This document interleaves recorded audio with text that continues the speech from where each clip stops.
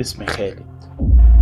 أنا شغال فرد أمن في شركة كبيرة لدباغة الجلود في الأباري في اسكندرية، وده كان أول يوم ليا في الشغل. يمكن تسمع كلمة دباغة جلود تفتكرها حاجة عادية، شغل زي أي شغل.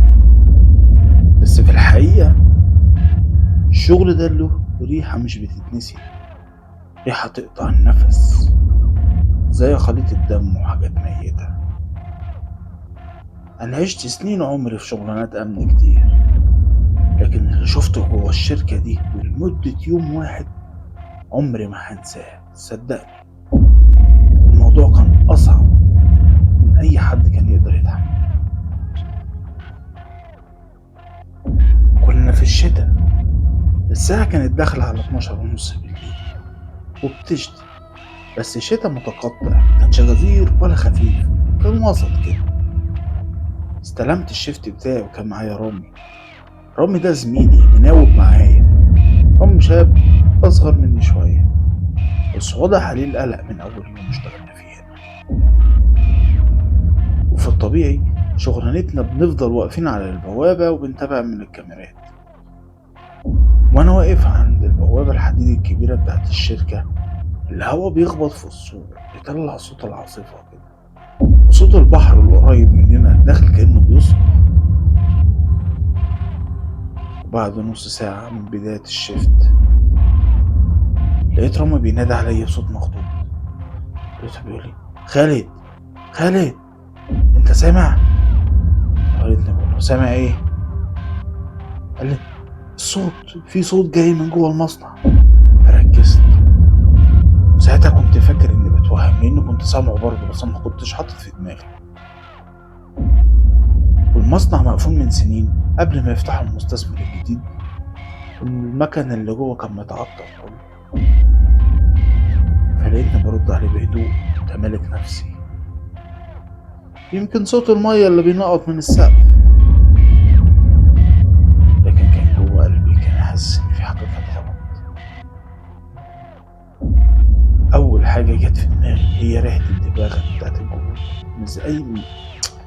مش زي اي ريحة، دي ريحة نفاذة مختلطة بدم قديم، ريحة تخلي وشك يتلخبط لو شميتها لأول مرة. بس الليلة دي الريحة كانت أضعاف، كأن المكان كله بيتعفن في نفس اللحظة. فقررنا نقفل البوابة ونعمل الجولة الليلية بتاعتنا. لمبات النيون اللي في الممرات نصها كان مطفي والنص التاني بينور ويطفي بعض. الأرض كلها مية مختلطة بحاجة لزجة كأنه دم قديم متجلط. رامي مسك الكشاف بيوجهه على الأرض، فلقيته بيقول لي: إيه ده؟ ده دم؟ ده دم ده؟ لقيتني بقول له: ما تفكرش كتير، ده دم، أكيد دم، مخلفات دباغة. بس الحقيقة أنا عارف شكل الدم كويس، وهو كان دم في الحقيقة. وأنا مش حسيت برجلي بتتزحلق وبصيت تحت، لقيت علامة كف صغير مطبوع على الأرض، كف لونها بني محروق، صغيرة كأنها كف لإيد طفل. ساعتها قلبي وقع، لقيت رامي اتجمد مكانه وصوته اتلجلج بتقول: خالد، دي طفل، اللي جاب الطفل هنا. ملحقتش أرد غير لما سمعنا صوت الباب الحديد اللي ورا القاعة بيصرخ وبيتقفل لوحده. الهوا برد فجأة كأن حد فتح تلاجة موتى بالريحة اللي كانت جاية دي. وبعدين سمعنا صوت ضحكة واطية كأنها طالعة من تحت المكان القديم. ضحكة مش ضحكة بني آدمين خالص، ضحكة متقطعة زي حد بيكح وهو بيضحك. لقيت رامي مسك ايدي بيقول لي: خالي، انا مش هكمل، المكان ده مش طبيعي. انا لأول مرة ما لقيتش رد عندي خالص، معرفتش ارد عليه. والضحكة ما بطلتش، بالعكس بقت اقرب واوضح. مسكت الكشاف ونورت تحت المكان، مفيش غير السلاسل الكبيرة والجنازير، ولقيت براميل نصها مليان مية سودا. بس برضه كل اللي جه في دماغي كده ما يصطدمني من السقف. لقيت السقف مخرم والدنيا كانت بتشتي. لقيت فجأة البرميل القريب مننا ده بيتحرك. البرميل الحديد وزنه يتعدى 100 كيلو بيتزق لوحده. لقيت رامي بيصرخ وبينادي: خالد يلا نخرج، يلا نخرج يلا. لكن قبل ما ناخد اي خطوة سمعنا صوت خبط جوه البرميل، صوت كأن حد بيخبط من جوه. بعدها سمعنا صوت كأن حد بيشحن. انا اتسمرت، بس رامي لقيته بيجري ناحية الباب ومسكت ايده وقلت له: لو خرجنا دلوقتي مش هناخد فلوسنا، وبعدين يمكن في بني ادمين هنا محتاجين اي مساعدة. لقيت رامي بص لي بعين مرعوب وزعق لي يقول لي: بني ادم ايه اللي هيتحبس جوه برميل دماغ؟ قلبي كان بيتخبط في صدري، يخبط جوه لدرجة انه هيكسر عظم صدري. بس فضلت اقرب، مديت ايدي بالكشاف وحطيته على فتحة صغيرة في البرميل. والله العظيم شفت عين واسعة، عين واسعة جدا، كان بياضها محمر وبصالي بثبات. أول ما شفتها اتخضيت واتراجعت في لحظة، والبرميل وقع على جنبه، لقيته بيتدحرج لحد ما الغطا اتفتح. بس اللي خرج مش بني آدم، خرج دخان اسود تقيل. لقيت رامي واقع على الأرض من كتر الخوف وفضل يردد: أعوذ بالله، أعوذ بالله. لكن فجأة وسط الدخان ظهر شكل جسم طفل صغير، جلده متقشر كأنه متشوي، كان بيزحف على ايده ورجله، صوته عامل زي حاجة مبحوحة. انا حسيت ان رجلي اتسمرت في الارض. لقيت الطفل رفع وشه بيبصلي، ولقيته بيقول لي صوت مش طفل، صوت ناشف. لقيته بيقول: ما تسيبناش هنا، ما تسيبناش هنا. لقيت رامي قام يجري على الباب الخلفي بتاع المطبخ، بس الباب كان مقفول بقفل ضخم. فضل يخبط برجله ويصرخ وينادي على اساس ان حد هيفتح له الباب. وانا كنت واقف مش قادر اسيطر على نفسي. الطفل اول حاجه اللي لابسه شكل الطفل بدا يزحف ناحيتي بسرعه. صوت ضوافره على البلاط كان بيعمل صدى صوت في المكان بيخلي قلبي يهبط في صدري، لدرجه اني ما كنتش عارف اخد نفسي. شديت الكشاف ووجهته في وشه، لقيت جلده كله سايح ووش نصه ملهوش ملامح، بس عينه بتلمع بلون ازرق بارد. لما الكشاف جه على عينه لقيته صرخة رجعت المكان كله، خلت المكن القديم يشتغل لوحده. المكن اللي ما يتوقف بقاله سنين يشتغل.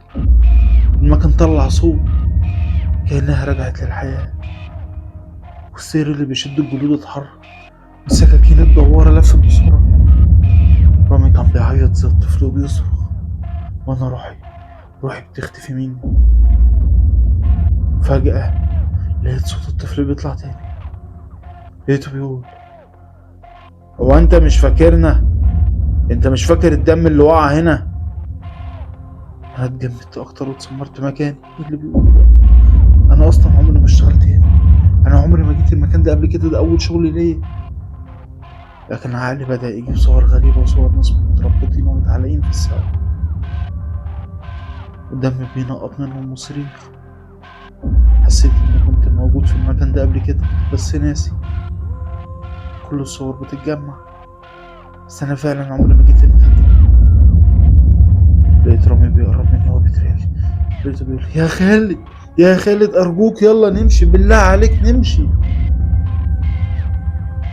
قبل ما اتكلم ورد عليه سمعنا خطوات تقيلة جاية من القاعة الكبيرة، خطوات رجل تقيلة جدا، وكل خطوة الأرض كأنها بتترج.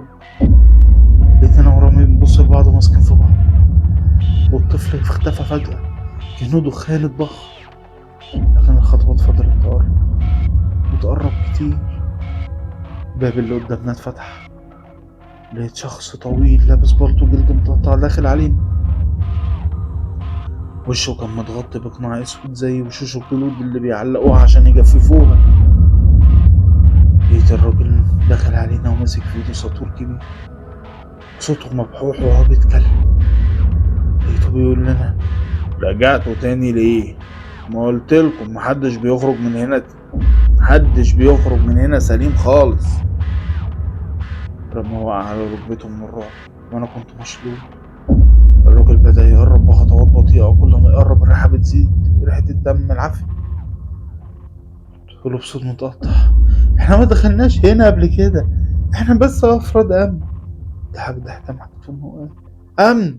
الامن الحقيقي مات من سنين. ورفع السطور في الهواء. انا مسكت ايدي انا مسكت ايدي وايد رامي جريته ناحية السلم اللي بيطلع للمخزن فوق. جرينا بأقصى سرعة والراجل ورانا بخطواته التقيلة. دخلنا المخزن، والمكان كان مليان جلود متعفنة متعلقة في السقف، كل جلد فيهم باصص علينا كأنه وش بني آدم. لقيت رامي بيصرخ: دي مش جلود عجل، دي جلود بشر. أنا حسيت برجلي بتترعش. الجلود فعلا شكلها غريب، فيها ملامح وشوش مطبوعة وعيون غائرة، فم مفتوح كأنه بيصرخ. فجأة واحدة من الجلود اتحركت لوحدها، اتفكت من السقف ووقعت علينا. أنا ورامي اتسمرنا، الجلد اتحول لجسم كامل، جسم ست شعرها واقع وعينها بيضة زي المية. مدت ايديها علينا وقالت: انتوا اتأخرتوا، احنا مستنيينكم. رامي وقع على الأرض وهو بيصرخ، وأنا حاولت أفتح الشباك الصغير اللي في المخزن، بس الشباك كان مقفول بحديد مصدي. الست الميتة بدأت تزحف ناحيتنا، ومن ورا لقيت الجلود بدأت تقع واحدة ورا التانية، كلهم بيتحولوا لأجساد، والقاعة مليانة بعشرات الأشكال، رجالة وستات وأطفال كلهم مشوهين. وأنا سامعهم بيقولوا مع بعض: مش هتخرجوا، انتوا جزء مننا. لقيت رامي بيصرخ، بيقول: خالد اعمل أي حاجة، اعمل أي حاجة، أنا مبقتش قادر، أنا مش قادر أمشي، رجلي مشلولة. بصيت حواليا، ملقتش غير الكشاف اللي في ايدي، كل ما سلط عليهم الضوء بيرجعوا خطوتين كأن النور بيحرقه. بس النور بدأ يضعف والبطاريات كانت بتخلص، والراجل اللي كان لابس القناع دخل وراه ورفع السطور وقال بصوت تقيل: يا خالد دورك جه. ساعتها حسيت الدنيا بتسود، السب مفقود الوعي. سمعت أذان الفجر جاي من بعيد، ولقيتني بردد الأذان كأنه طوق نجاة. كل الأصوات اختفت، كل الأجساد وقعت على الأرض زي الجلود، بقت جلود فاضية. راجل بالقناع اتبخر زي الدخان. لقيت نفسي أنا ورامي قاعدين على الأرض وسط الصمت. لما بصيت في المراية المكسورة اللي في المخزن لقيت وشي مش وشي ولا ملامحي، كأنها متشوهة، نصها جلد. يعني أنا وشي متشوه، جلد بني متسلق. جرينا أنا وخالد وطلعنا برا المنطقة مش مصدقين نفسنا إننا لسه عايشين. بس عايشين إزاي وإحنا الاتنين كل يوم في كوابيس وقلق وحاجات كتير بنشوفها سواء صاحيين أو نايمين؟ أنا كتبت القصة دي وأنا مش عارف هتوصل لكم ولا هيمنعوني إني أوصلها. لو وصلت لكم يبقى إحنا لسه عايشين، لو ما وصلتش يبقى أكيد إحنا مت. المرة الجاية هنقول لكم إحنا اتخلصنا إزاي منهم لو كنا عايشين. منصحش أي حد يروح يشتغل في مطبخ. شكرا.